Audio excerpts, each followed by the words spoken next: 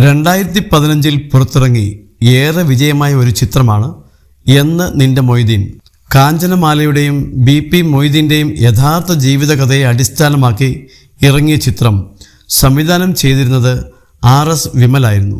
പൃഥ്വിരാജ് സുകുമാരനും പാർവതി തിരുവോത്തുമായിരുന്നു ചിത്രത്തിൽ പ്രധാന വേഷത്തിലെത്തിയത്. അവർക്ക് പുറമെ ടൊവിനോ തോമസ്, ബാല, സായി കുമാർ, ശശികുമാർ, ലെന എന്നിവരും ചിത്രത്തിൽ ഒന്നിച്ചിരുന്നു.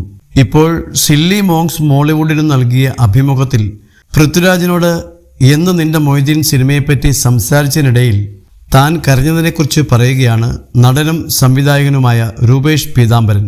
എൻ്റെ യൂട്യൂബ് റൂട്ടസ് സിനിമയുടെ ഷൂട്ടിംഗ് കഴിയുമ്പോൾ പാലക്കാട് എന്ന് നിന്റെ മൊയ്തീൻ സിനിമയുടെ ഷൂട്ട് നടക്കുകയാണ്. ആ സിനിമയുടെ ഷൂട്ട് പൂർത്തിയാക്കുന്നത് ഏകദേശം 2 കൊല്ലം എടുത്തിട്ടാണ്. ടൊവിനോ മൊയ്തീനിൽ അഭിനയിക്കുന്നുണ്ട്. അപ്പോൾ നമ്മുടെ പടത്തിൽ അവൻ അഭിനയിച്ചു കഴിഞ്ഞതാണ്. ബ്രൂട്ടസ് ഇറങ്ങിയിട്ട് ടൊവിനോയ്ക്ക് നല്ല കയ്യടി കിട്ടുന്ന സമയമായിരുന്നു അത്. അങ്ങനെ ഒരിക്കൽ ടൊവിനോയെ കാണാൻ പോയപ്പോഴാണ് ഞാൻ പൃഥ്വിരാജിനെ പരിചയപ്പെടുന്നത്.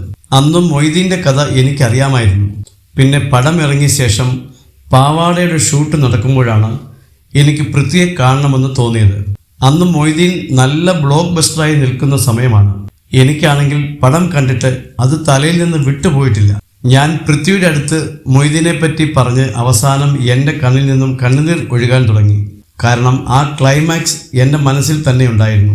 ഇപ്പോൾ പോലും ആലോചിക്കുമ്പോൾ സ്റ്റക്കാകുന്ന ക്ലൈമാക്സ് ആണത്. അന്ന് ഞാൻ കരയുന്നത് കണ്ട് പൃഥ്വിരാജിന് ടെൻഷനായി.